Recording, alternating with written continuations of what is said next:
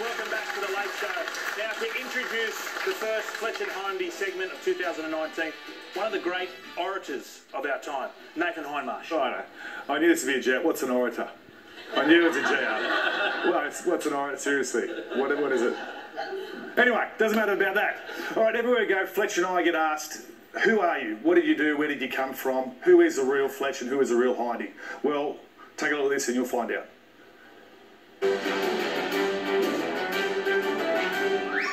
They've been called the modern-day version of Abbott and Costello.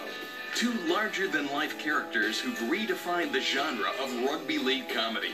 Yes, they really do embody the stereotypical old jovial comedy duo, don't they? You know, the fat one and the skinny one, the Laurel and Hardy. It's hard to work out who the skinny one is. I think when people look back in the history of NRL comedians, these two will be up there with the greats. Top 3 NRL comedy acts. Well, number 1's easy. It's Bo Ryan. Bo knows. Number 2, a guy called Reg Reagan. And number 3, yeah, sure, Fletch and Hindy. So where do these two comedy icons come from? I just think I'm in the right place at the right time. Honestly, it came down to ability and comedic timing. What's the difference between a redhead and a brick? At least the brick gets laid.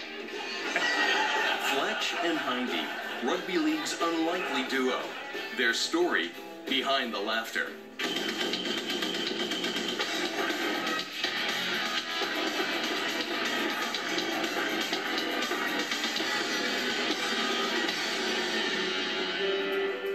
For Brian Fletcher, a life in the limelight was always destined.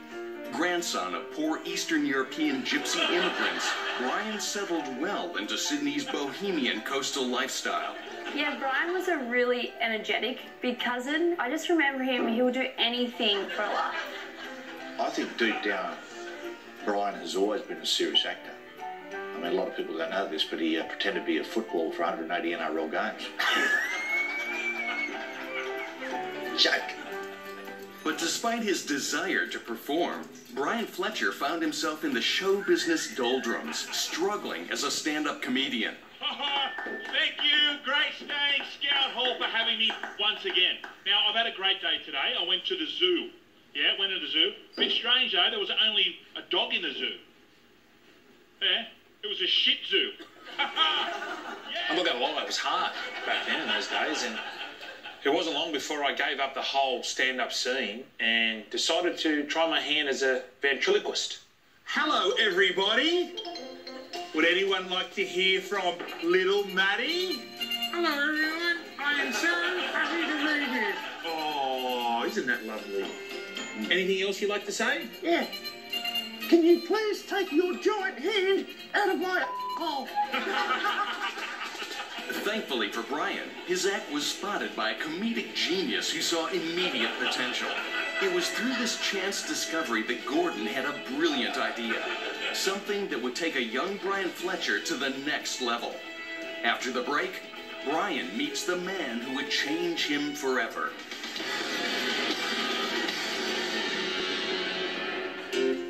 Brian Fletcher was finally on the road to fame, but little did he know he was about to meet the man who would rocket him into superstardom. When I saw Brian struggling out there, I knew I had to introduce him to Nathan Hindmarsh. Fletch really needed Hindy. If Brian grew up in the spotlight of Sydney, the opposite could be said for Nathan Hindmarsh. Grandson of a tyrannical, unhinged Estonian dairy farmer, life in the country was never easy for Hindy. Not a showboater at all. Although, I do remember him spending a lot of time in the barn alone with his pet chicken Dolly. Yeah, a lot of people do talk about my upbringing and the fact my grandmother used to hold me down to shave my testicles, but other than that, it was a pretty ordinary upbringing. Like his future partner in crime, Nathan's career had also hit hard times. He'd been on the motivational speaking circuit for 2 years without much success. So guys, just in summing up, remember, if you want to have the same success that I have, follow the 3 easy steps in The Old School by Nathan Hindmarsh. Woo! Power! Ooh, ooh, ooh. After receiving phone calls from Gordon Tallis, the pair agreed to an initial meeting. but it was a long way away from love at first sight. I remember when I first met Nathan. He was slow, dim-witted, gaining a few kilos. Basically just a Westie. Do you remember the mini guy? Yeah, I do. He was slow, dim-witted, gaining a few kilos. Just a massive Bondi. Begrudgingly, the pair got to work on new material, but their early forays as a comedy duo didn't go to plan. Not many people know this, but our first project together was actually a sitcom. Written by us and totally original.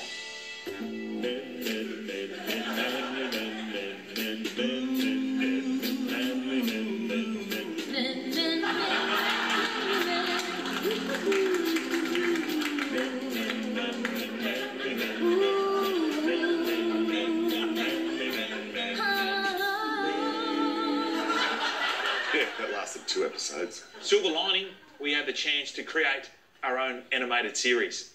Again, totally original. Hi, Hindy. Hey, Fletch. Yeah, look, we'll be the first to admit the script probably needed some work. Shell-shocked by average reviews, the pair tried to find solace in numerous passion projects. We even went through a French mime phase.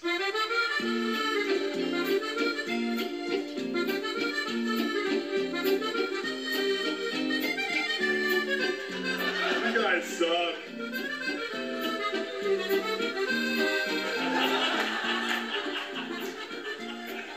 But with no immediate future and bills to pay, Brian and Nathan became desperate. Look, I don't really want to go into details, but when you're broke, depressed, don't really have a choice in life, you're willing to do anything to earn yourself a buck.